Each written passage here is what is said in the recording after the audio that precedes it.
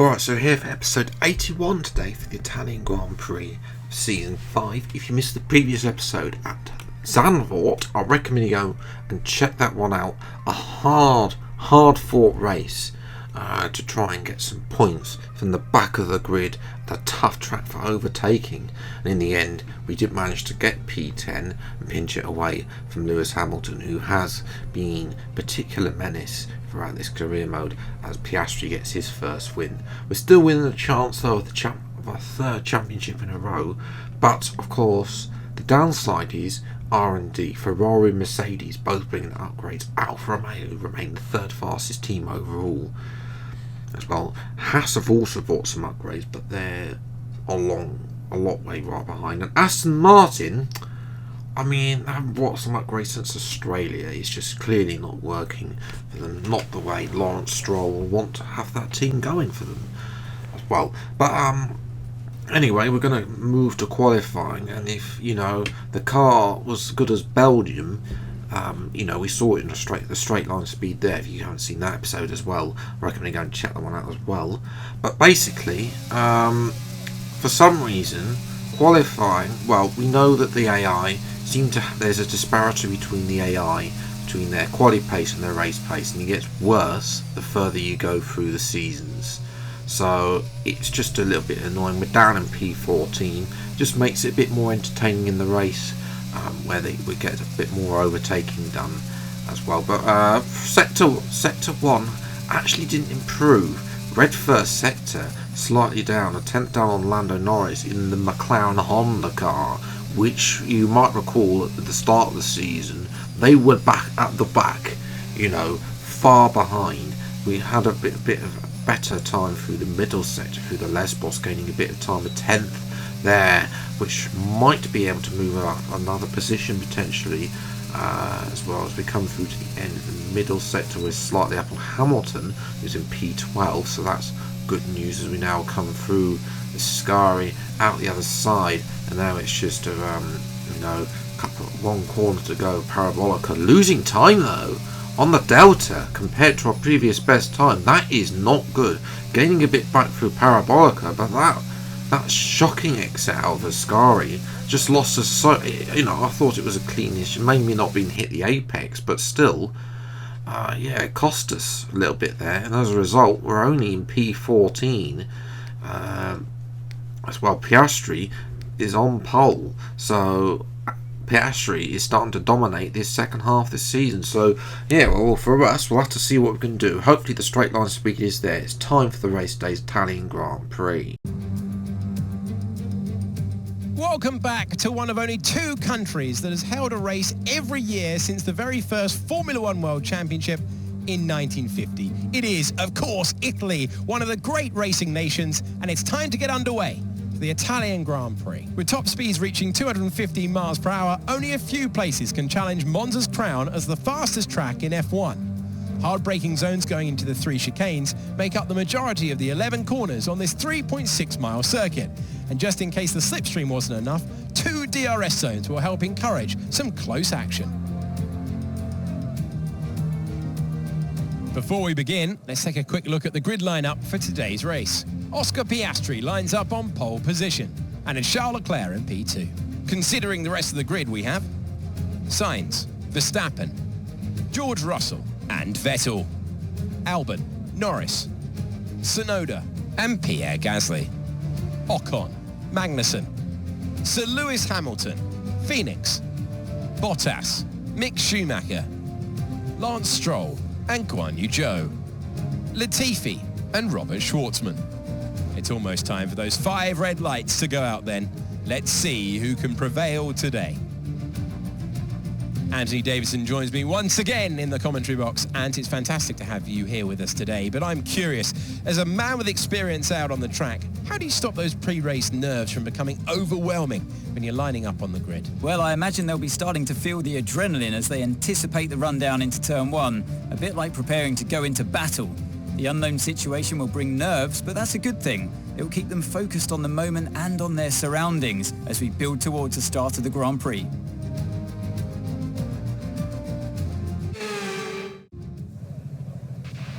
Okay, now that we've got some good points on the board, let's continue this form and aim for another top 10 finish. So race strategy is going to be one stop from medium to soft, because that strategy has worked as well. What wonders at Zandvoort, what wonders at Spa as well, in getting us that race victory. So to 5 red lights in the Italian Grand Prix, and away we go. And it's actually a good start compared to Hamilton, but then of course that second phase the start just kicks in and Hamilton is able to just breeze past as well. If we close off Bottas and Schumacher, dive down the inside with Hamilton and Ocon gives us a space at turn 1, turns to turn 2. We should have a better exit out of turn 2. However, the AI have OP traction out that corner, so therefore we've lost out to Ocon, but we are going to try and dive down the inside of the French driving the Alpine here, and we move up to P13. Up to P12. Ocon not having the great season. It's up ahead. It's getting worse for the other Alpine because he can't overtake Lando Norris, the man who used to drive that car. So you know, Norris may have had a poor start to the season, but is now ahead of both of his former teams. Well, both of his former teamers. We go for a triple move on Tsunoda and Magnussen. What a move! The tightest the gaps there. That gap was getting narrower and narrower and narrower as K-Mag just didn't know where to go. We have Tsunoda on his inside as well, but it's worked. It's got us up to P10, and you know, at the front so far, Piastri's starting to dominate a bit ahead of Leclerc. Sainz holding the Tifosi's hopes of a home victory, which haven't had. Snapping up in P4. Obviously, he's the man to watch in the championship. Having a look at Norris and Albon, who've been still squabbling on lap number 3. Now we need to try and get past both of these two as quickly as possible. We've already dropped Tsunoda and Magnussen, and Albon's a little slow. We're going to have a look around the outside of Parabolica. We set a purple middle sector, but unable to have the grip on these mediums. We might be able to do that without moving on the soft tyres, but it's still going to set us up. We're going to have so much DRS. We're just going to open the DRS. And where was this top speed? 229 it was for a brief moment. Miles per hour. Even faster than Spa. Down the main straight. And we have made another double overtake and up to P8. But that was just a rocket, and you know, Norris and Albon stood no chance really in able to defend against that rocket ship that we've got in the back. Porsche have made a fantastic engine there. We set a faster lap of the Grand Prix on medium tyres, so we are flying. By the way, I haven't lowered the AI at all. The same AI between qualifying and the race, just to point that out, as we make pull Vettel's pounds down now and make it an easy overtake as well. And that is Leclerc has overtaken Piastri, so Leclerc has the race lead. Piastri, not good for him. This is definitely going to be interesting. Piastri is starting to dominate, but all of a sudden, he got overtaken by Leclerc. Jumped to lap 7. Piastri and Sainz pitted before. Something's happened behind us as well, as Magnussen's just been given a 5-second penalty there. Well, let's get a replay. They just slowed down. I don't know what that's a glitch. Well, that's a new one. I mean, Magnussen Tsunoda, shame for them. Looks like they're not going to get any points. Well, because obviously people have undercut or overcut. But anyway, 2.4 second stop, which is not bad. Where are we going to come out? There is Verstappen, and there's Gasly. Don't know where he was. I can't remember where he was before the pit stops, but we have kept in front of Vettel. We are going to get in front of Gasly, who is the championship leader, so that is sort of crucial. We want to fight for this championship in the second half of the season. Now we've targeted our next victim, Max Verstappen. I mean, he's got no chance. 226 miles an hour, and there's a Red Bull in the gravel. That was Leclerc. So we're up to P4. What on earth has happened to Charles Leclerc? He was being chased by Sainz and kept the lead, and the Hards not giving him the grip into Ascari, and he's going to have to wait now. Well, so we're up to P4. Can we make that P3? I said we were going to try this move around the outside of Parabolica. Now we've got the grip on the soft tyres, and it's easy on Russell. We're up to P3. Can we go on to win this race? And 14th on the grid, we smashed the fastest lap with an 18.4. Sainz and Piastri are battling for the lead. This is good news for us. We have the better tyres, and I think also the better straight line speed. Definitely over Sainz. Not sure about Piastri. Piastri's going to let us through here as well, and he's now down to P3. So Piastri will have to settle for either a third or second, because we have far too much pace in this Williams Porsche car. And now I'm sorry to Fose, Sainz was momentarily leading. Unfortunately for him, we're going down the inside. Comfortable move with DRS. Sainz knows that he can't fight the speed, the straight line, pure straight line speed that the Porsche power has. As Leclerc is still going, he's not retired from this race, but he is now in last. I think Magnussen's still way down there as well after that penalty, slowing down. As Russell has, unfortunately for us, a little bit of an issue. So Gasly is going to make the overtake for P5. So obviously, you know, we have still got Sainz and, Piastri in between Verstappen and Gasly, but that's such a shame to lap those extra points in the championship as Vettel now makes a move on Russell, who has a technical issue for him. So that's not as fortunate for Russell. For us though, we're coming up to the line. It's our second win in 3 races. You know, Williams are well and truly back in this. We've won the last 3 races.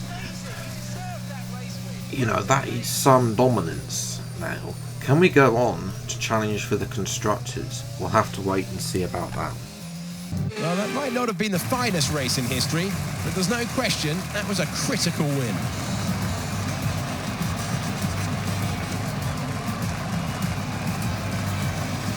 Anthony Davidson, a resounding victory today.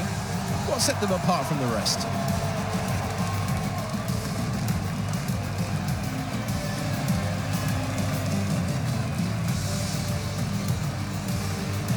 Welcome then to the podium, our top 3 drivers. What a great effort from them today in a very difficult race. Oh yes, back on the top step, second race win of the season as well. For Williams, have won, as I said, won the past 3 races now. You know, we're starting to, Piastri and ourselves are starting to dominate. Piastri 3 podiums in a row. Can he mount a championship challenge? You know, there's still a couple of races still to come. 5 in this series, in the season, There's still plenty of points on offer as well. You know, for us, another win though with that Porsche engine is just something else. You know, I mean, that's the speed Red Bull have in every single race in 2022 real life.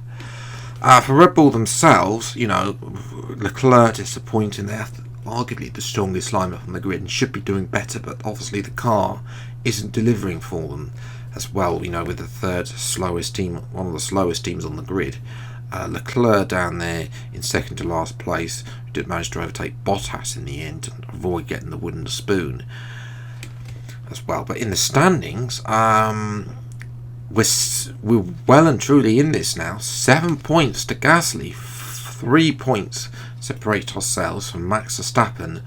You know, is it a 3 horse race, or could it be a 9 horse race?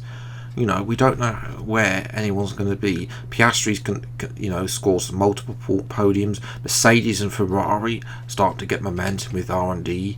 Where can Red Bull slot in as well?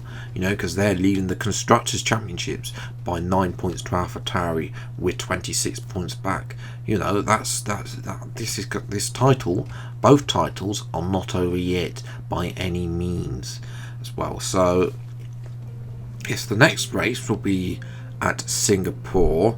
Not a good track there, and then Mexico and Portugal. As a Mexico, both Mexico and Portugal aren't the easiest tracks. So although we are only 7 points back, I'd have preferred to be at this point leading, knowing that the fact that I could possibly drop points in the next 3 rounds before we get to Brazil and Abu Dhabi. So we might be able to, if we're still in range by the time we get to Brazil, I think we can still have a chance of winning a 3rd straight championship as well, but we'll have to wait and see about that. If you have though enjoyed this video, then leave a like, subscribe if you're new to the channel. See plenty more F122 and F123 driver career videos as and when they come out. Until the next video then, I'll see you next time. Take care, thanks so much for watching, enjoy your day, and goodbye.